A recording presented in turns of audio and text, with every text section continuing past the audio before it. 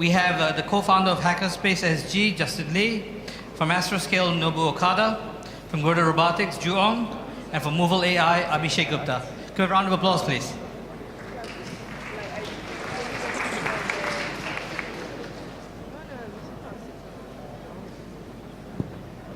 All right.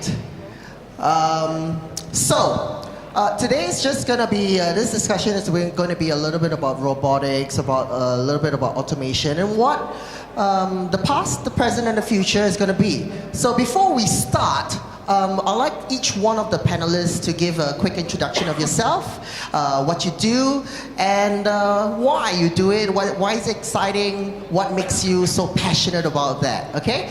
Shall we start with Nobu? Hello everybody, I'm Nobu I'm founder and CEO of Astroscale. I'm in the space industry, and what we do is we are cleaning up the space debris.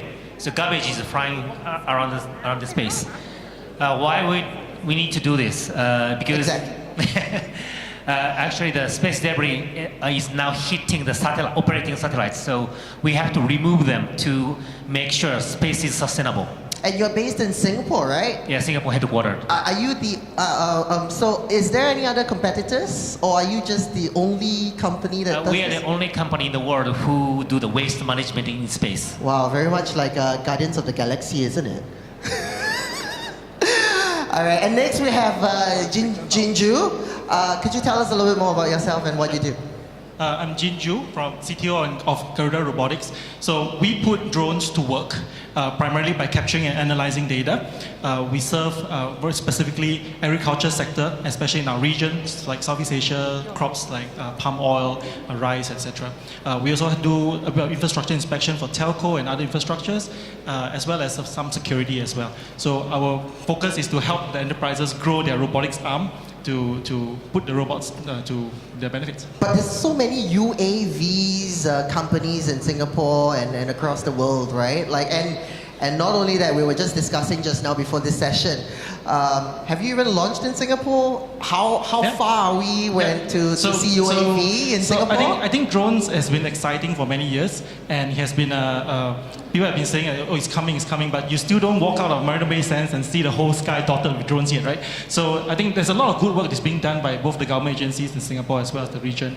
But truth of the matter is, a lot of enterprises are still learning how to put the drones to work effectively. So the plantation might have one drone, but it's not effective right now to fly every week or every day, in fact. I see. All right. And next we have Abishek. He does something very interesting. Can you tell us a little bit more? Hello, I'm Abishek.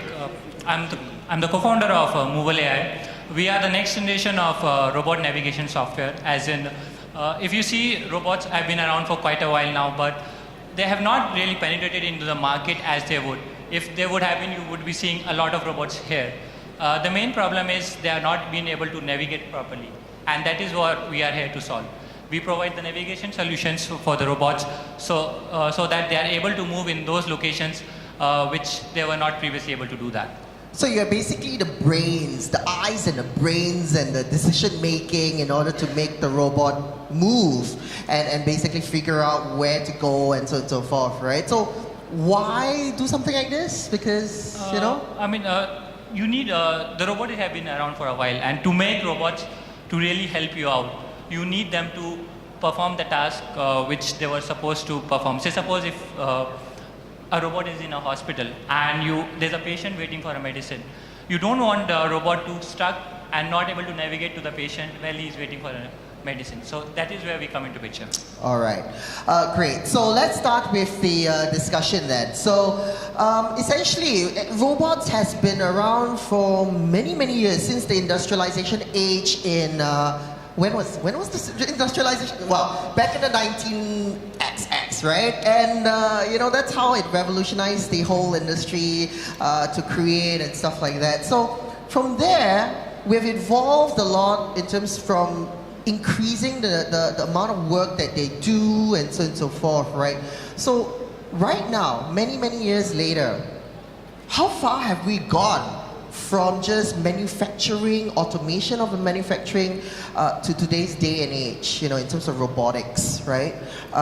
Any thoughts on that? Jinju, how about you? So the robots that we focus on today have they're basically three factors, and I guess these three things sort of describes why it's different from the robots in the manufacturing age, right? The first thing is it's intelligent, so it doesn't just repeat something over and over and over again, right? The second thing is autonomous, which is why the Movel AI or this guy is important because it's going to be moving around on its own. It decides when to turn left and right. And the third thing is it's in the real world because it has to come out of the factory. Firstly, now for what we focus on into where the workplaces are, but eventually also into your homes. Now, the easiest thing I think everyone can think about, that probably you guys know as a consumer product, is a Roomba, right? The Roomba that cleans your house. You don't feed your Roomba the map of your house. It figures out how your house looks like, right? So that's the kind of mapping, right? It figures out where it is. It localizes itself in the house, and then it performs the job without you teaching him how to do that. Right? So to get these three things in place is what I think makes the robots today different from the robots in the manufacturing age. And also in space exploration, right, in terms of robotics, right, because garbage cleanup and all that, I've absolutely no idea about those stuff, right, but NASA has launched lots of different robots and everything since the 1960s when they first explored moons and expanded on that, right, so what are your thoughts in terms of moving from there onwards to what he was saying, automation, about artificial intelligence, about making it easier and faster and better, right? So in fact, the space industry is accelerating its development. And until a couple years ago, the space was by government, space agencies, government money. But now it's more privatized, industry-led. So you can't imagine, but by 2020, you will see the regular flight to the moon. And by 2030, you will see the people living on Mars and moon. So there's an economy there. So it's soon, actually. So I think the dynamics of the space industry has changed and more privatized going forward. Interesting. And then previously, in terms of industrialization and everything, we as engineers, right? We as engineers, we've always been manually doing this and telling the robots what to do. And it's usually very repeatable, right?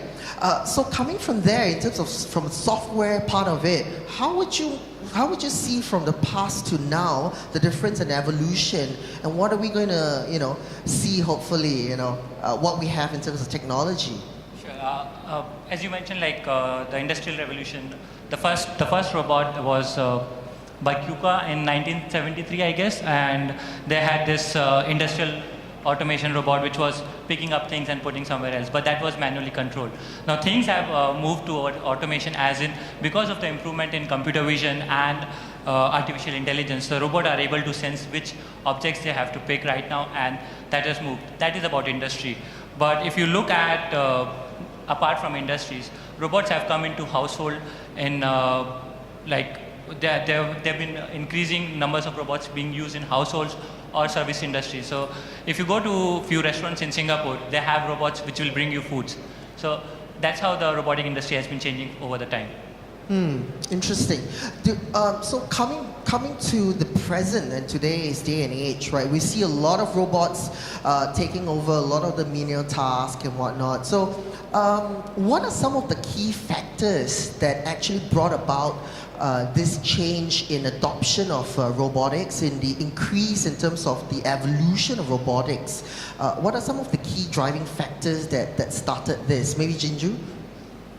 Okay, well, I guess there are many factors and depends on what kind of robots. Yes, also. exactly. So I'll speak from the drones perspective. Very right? good, yes. Right. So I think the first thing was, and then this is also the kind of part of the Smart Nation theme, is that we are seeing a democratization of people using robots to capture and analyze data, which means that now just like how the space industry has evolved, it's no longer you no longer have to be a big company, right? You can be a consumer buying a consumer drone, but as long as you pair it with the right software, you can use that to capture data. And I think a lot of our customers, in fact, the first thing they did was they tried themselves using a consumer drone and realizing that, hey, I can only capture 10 hectares of my plantation, but they needed really help to how to go to 100,000, 10,000 hectares, right? So I think the democratization is important because that means you and I know how the data that we can capture from the robots are useful from the aerial perspective. Then the next step is, after you sort of democratize it, you want to make sure that it generates kind of value for the you and I, right? So this more the why we always say the value of the robots cannot be just doing the menial tasks. It has to add a lot more value. So most of the time when we talk to our customers, the first thing they ask us is not how efficient your drones can fly or how many hours or all these things. It's yes, so suppose you have this data from the sky, what can you do with it? How can you transform my business? And So it's very much data driven. very data driven. Very data driven. Yes, very okay. data driven. And so along the same lines of data driven, right, you also want to be able to know things like where the drones are. So all of you probably familiar with the manned aircraft world where you can go to like Flight Radar 24, you can see where all the planes are. But today you can't just log into a site and say where all the drones are, right? So it's a drone outside your HDB flat looking at you, you don't know. So that kind of information, that's another thing, that's the kind of things privacy. where data, right, is now really, the democratization is one part, and also making sure that everyone who is doing performing the inspection or whatever is responsible to tell everyone, I'm here, I'm doing this, you can log in to see what my camera is looking at, Interesting. things like that. Yeah. Interesting. So I think that's really what's been changing in the last few years for the drones industry. Huh, interesting. So in terms of space, completely different industry, I think. Completely different focuses, and there is basically you have to have robots, right, in space. You can't just not have robots, right? And in terms of in terms of the space, the debris and whatnot that's happening, right? What are some of the unique things that you do or you've created as your company as Astroscale in order to clean up this debris? Or is it very much the same as what drones, what they do, just data collection and telling people what privacy and whatnot? Well, it's not easy question. Of course not. Our innovation came from something different. Our innovation came from a unique capturing system, how to grab the space debris. And Is it still manual? Huh? Do you have a human controlling the robot? Oh yeah, that's a good question. So typical satellite are operated by a large mission control center. You see a big screen, there's an orbit line there, and 40 to 50 people line up and doing something, right? So you need 50 people to control a robot. Now, thanks to the AI, our mission control center is just one screen. And we can control with one guy, or even we can control satellite with Apple Watch. What? So actually, thanks to the AI, we can do almost all the things automatically. That is also changing the space industry, much easier, faster. So okay. And then we're hearing a common theme here. We're getting rid of humans, essentially, right? That's where the artificial intelligence come in. How far is AI, today? Are we able to completely, together with robots and drones and space exploration and whatnot, completely take the human out of the picture? Today? And today we are not able to do that. Where are we at right now? What can we do with artificial intelligence right now? I feel that artificial intelligence is important, but it should be important in a way that it is assertive to the humans instead of taking away the humans. Because if it start taking up humans' jobs, then there are of course social causes. And that is where the adoptions of robots comes into picture. Having said that, robots have been, there is an increased number of robotic solutions, if you see in various industries, because of the foresee reason that it increases the productivity of a company, then also it increases the efficiency, and also that robots are operable 24 hours as compared to a human being.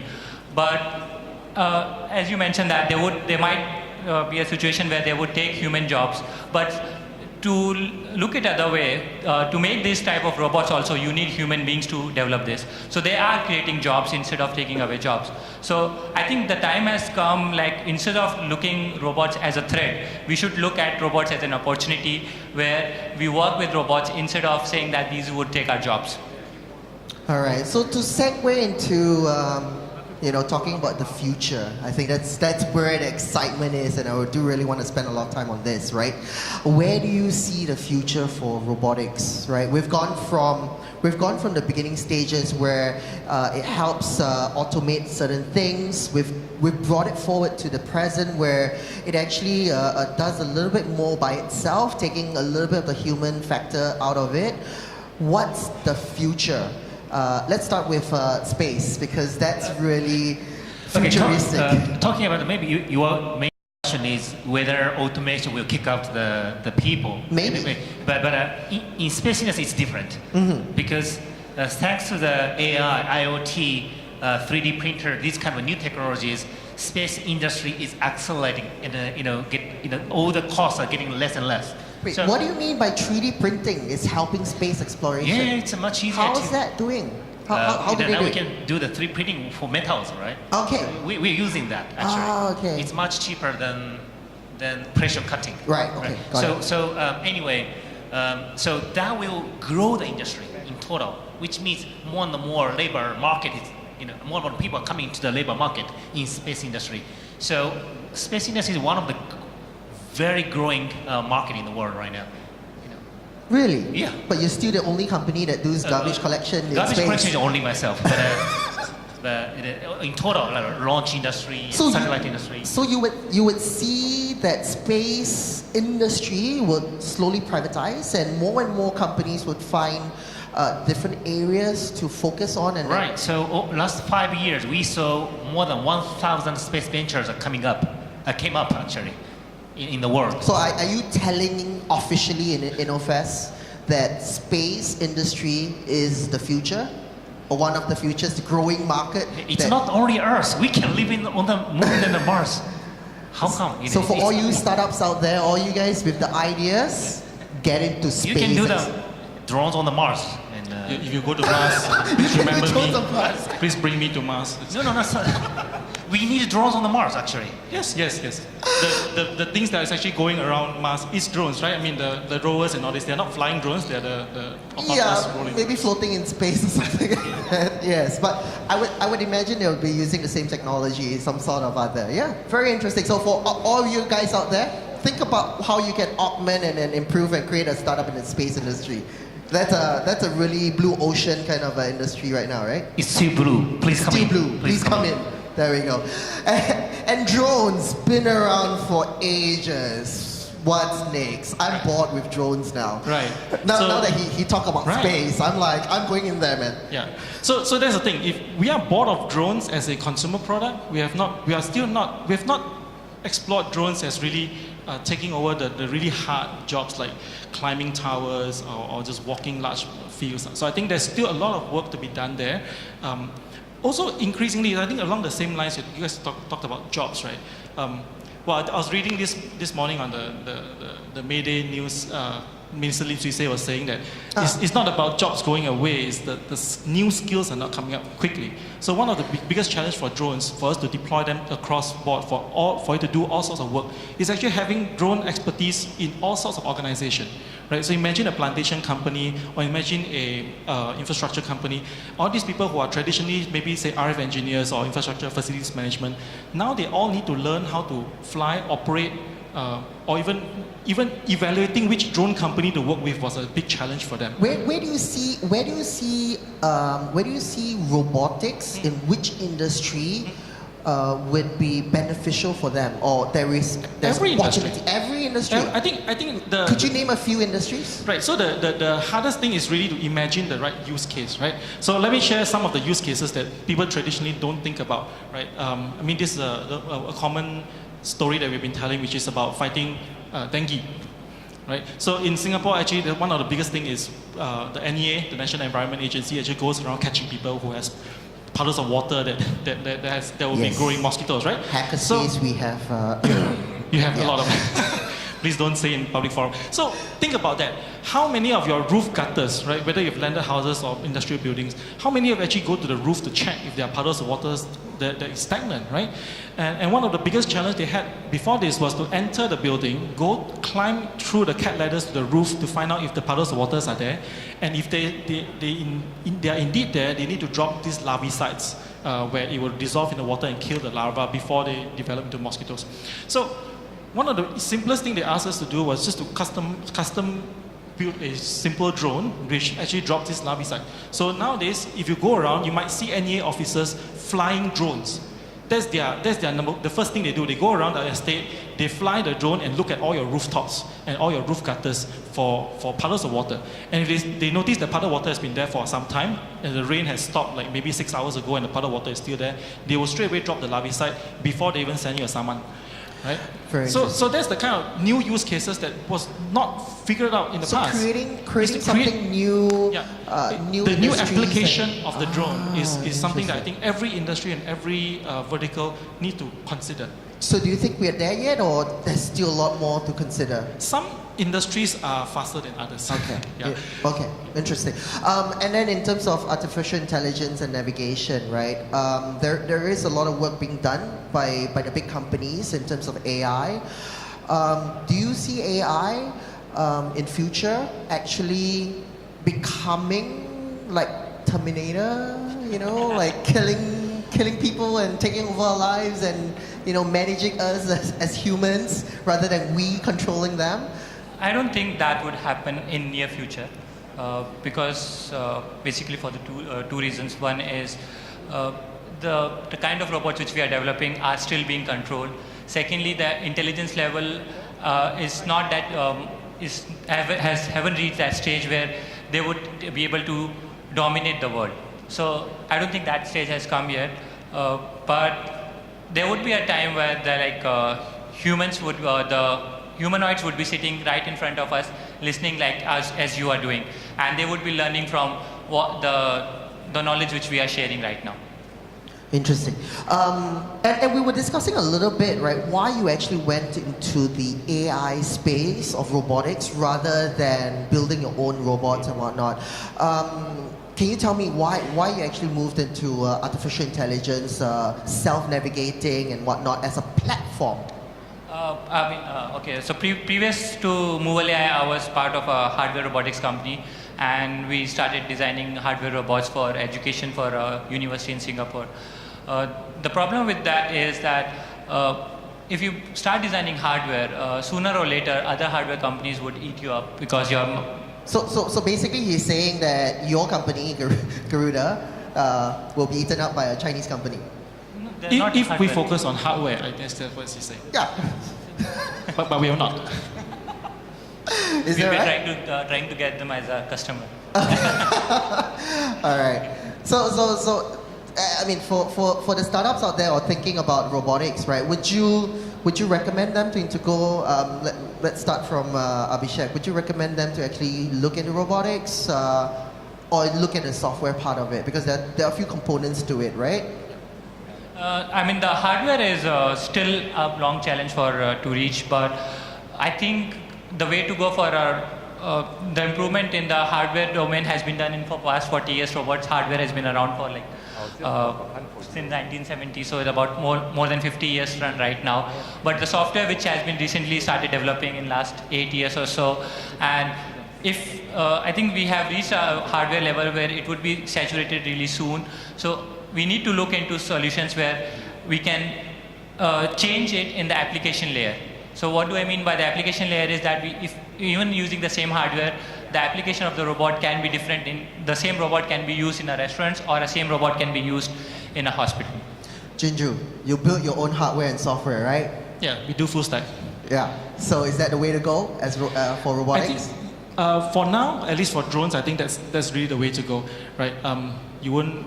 The same reason why Boeing would build their plane and not develop on open source plane OS or something like that, right? So I think in the long. Do you foresee a drone OS? Okay, so maybe let me change that a bit. Change that, right? So startups there has been startups in the last few years who have tried to do that and has changed their strategy and has pivoted away to become. Why? It's hard. If you don't have a leader in the market that sort of dictates what the platform is like. For those who don't know, OS is the operating system, the brains behind the robots, right? Yeah. So for us, I think to think about OS in a traditional sense, in a computing sense, it might not make as much sense as building pieces that different drone providers can sort of communicate with, right? So cloud pieces. So give you an example, right?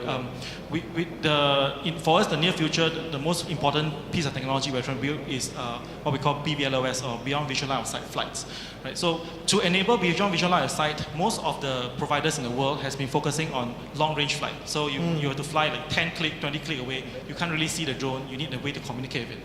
But in Singapore, the use case is a bit different. The place is actually very small, but we keep getting into this BVLOS use case because the drone will go behind a building and you sort of lose the visual line of sight. And from a regulatory standpoint, that is not allowed. You must always have your eyes on the bird all the time. Sorry, we keep calling drones birds, right? So you have to keep looking at it. So we developed our own firstly is air traffic control. So it's just similar to Mr. Nobu, it's a one screen, not a big command center. So you can see where all your drones are all the time. We connect our drones to LTE so that you don't have this short-range radio device, which is typically Wi-Fi. So most of the drones you buy off the market, you connect it by Wi-Fi. So most of our new drones are now LTE enabled, right? And you can then know where exactly your drones are, and you can even command it remotely when you're out of sight. And we can have flight by. Nobu. So these are the new things, right? That enables. Yeah, Nobu, space. That's all I can ask. So maybe 5 years ago, machine learning was very immature. And 5 years ago, drone was just a toy. Nobody was thinking about the business use. In the space, 5 years ago, people didn't see it's a kind of a place where startup can play a game. But now it's changing. So I think it's all about the endeavor of these new initiatives. So if you would like to have a passion for space, please join this industry. Space, the next frontier in startups. Next is already it's already existing. Okay, it's already existing. Yep. So last words. Last words. Do you have anything that you want to share with everyone in terms of 20 years down the road? Where do you see the difference and how robotics will actually be in the space industry? Let's say, for example, do you foresee that we can bring humans or robots to Mars? Okay, the first thing which will go to the Mars is a robot. It's not human. Already done. But I mean, yeah. So unmanned. The robot will take the role of the pretty much of the robot does work. Okay. Yeah. Okay, great. Next. Drones. Yeah, I think after the things that we build, if the BVLOS use case comes true, I think the most exciting things for us in 10 years down the road is 20 years. Okay, fine.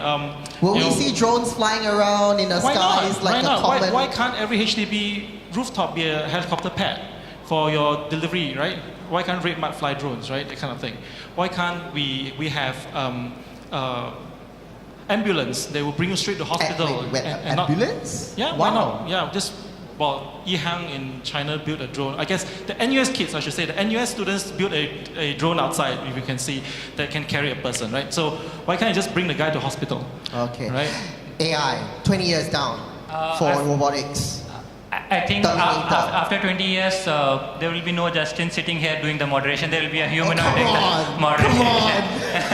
Come on! The AI is advancing really fast, but it will be a lot more, the robots will be in more helpful way, be there in homes of human beings, as in like they're doing cooking for them, they're doing cleaning for them. Cleaning is already there, they're doing all the stuff for them. All right, thank you very much. And with that, robotics is here. The future is now. Thank you very much.